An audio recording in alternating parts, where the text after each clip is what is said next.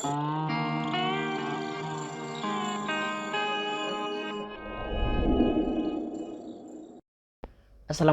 warahmatullahi wabarakatuh. Kembali lagi dengan saya Ahmad Bustal Arifin. Pada kesempatan kali ini saya akan membahas tentang P3K Tenaga Teknis kembali kepada Bapak Ibu semua. Dan ingat, informasi ini bisa sebagai referensi Bapak Ibu untuk mendaftar di tahun 2023 sebagai antisipasi Bapak Ibu semua. Kenapa? Karena yang akan saya sampaikan adalah pembatalan dari yang memenuhi syarat menjadi tidak memenuhi syarat. Dan seperti apa alasannya? Ini sebagai pedoman Bapak Ibu untuk di tahun 2023 ataupun seleksi di tahun 2023 agar Bapak Ibu tidak mengulangi hal yang sama.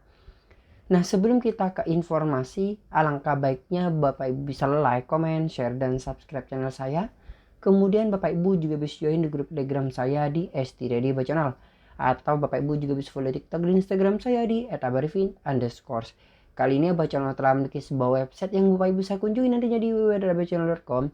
Serta seandainya Bapak Ibu ingin berkontribusi pulsa pada Abah Channel ini, Bapak Ibu bisa kirimkan pulsa berikut nomornya di bawah ini. Jika Bapak Ibu berkenan tentunya.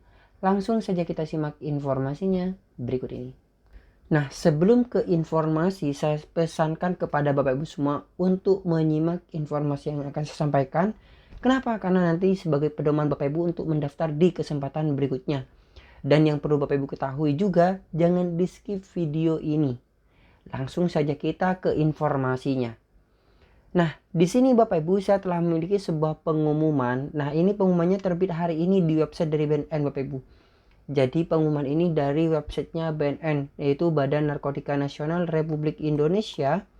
Di mana di sini ada pengumuman dengan nomor PNG 32 6 SUKP 01 2023 BNN tentang pembatalan peserta MS. Jadi MS ini adalah memenuhi syarat menjadi TMS. Nah, TMS ini tidak memenuhi syarat.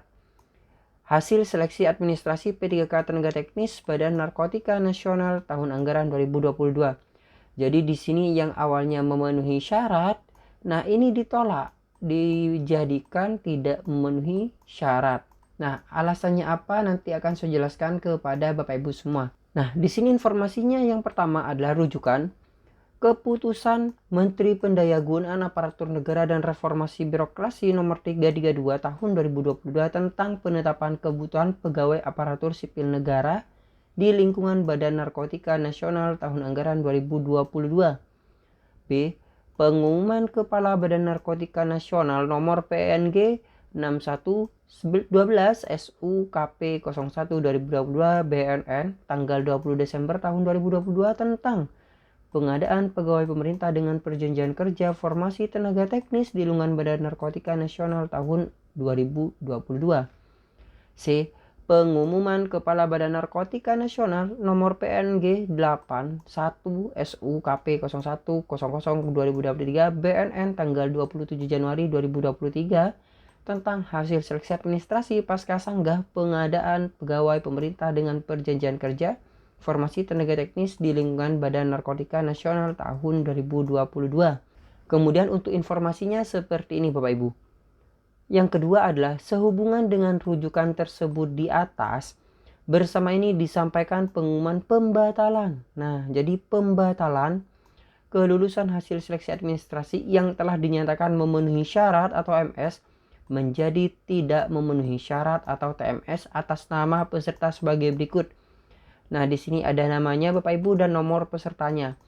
Formasi yang dilamar. Nah, formasi yang dilamar yang bersangkutan adalah terampil asisten konselor adiksi.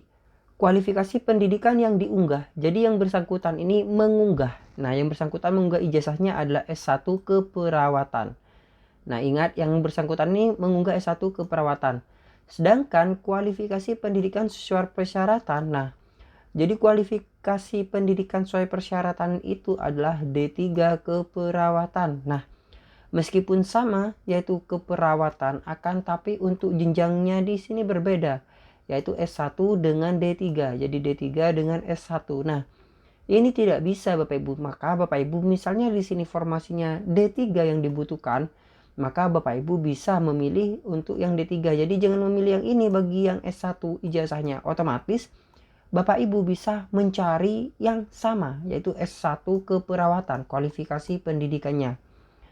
Kemudian berdasarkan rekonsiliasi data dengan Badan Kepegawaian Negara atau BKN, ditemukan bahwa peserta dimaksud tidak memenuhi syarat kualifikasi pendidikan sesuai dengan rujukan 1A. Rujukan 1A-nya berbunyi seperti ini Bapak Ibu.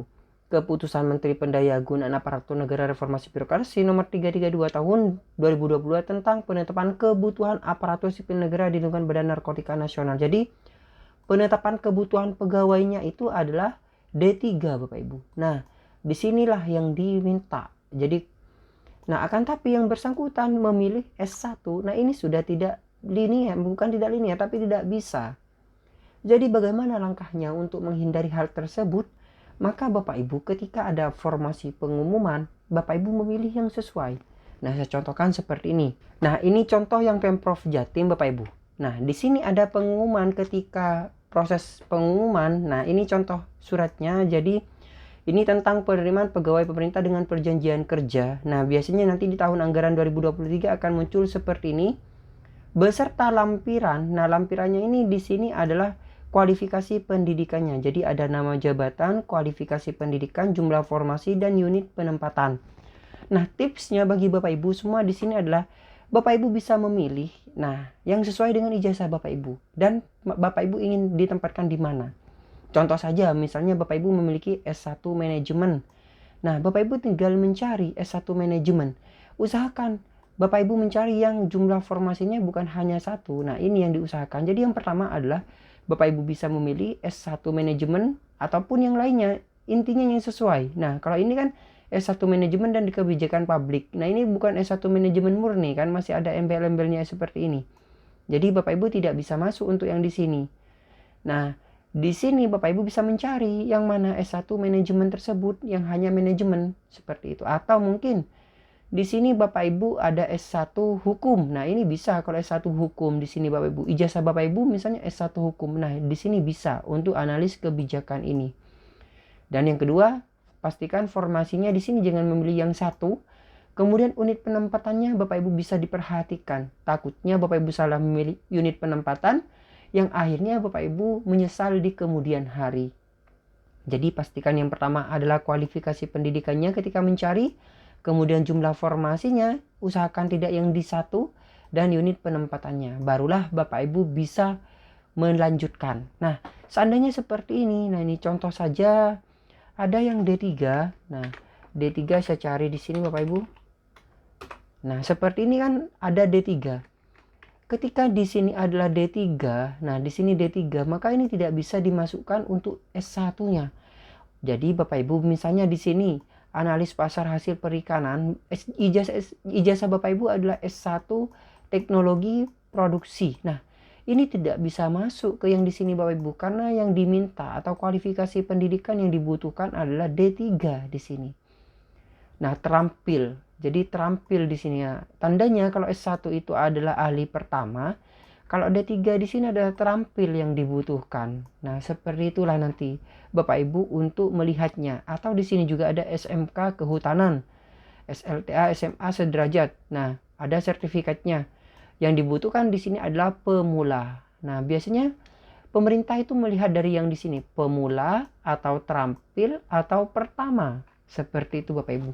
Jadi bagaimana cukup jelas, oleh sebab itu nantinya di pengumuman pengadaan ASN di tahun 2023 ini pastikan Bapak Ibu memilih sesuai dengan kualifikasi pendidikan yang tepat, formasi yang dibutuhkan, dan juga penempatannya.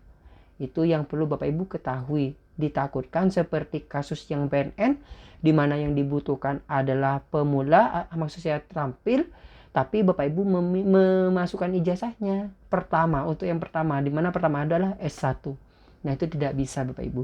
Nah, mungkin sekian informasi yang dapat saya sampaikan. Semoga bermanfaat sebagai pedoman Bapak Ibu untuk pengadaan CASN di tahun 2023 ini. Dan bagi Bapak Ibu yang baru menemukan channel ini, jangan lupa untuk like, comment, share, dan subscribe channel saya. Aktifkan notifikasi di channel ini. Dan Bapak Ibu bisa jadikan abah channel ini sebagai sumber untuk mencari sebuah informasi. Wassalamualaikum warahmatullahi wabarakatuh.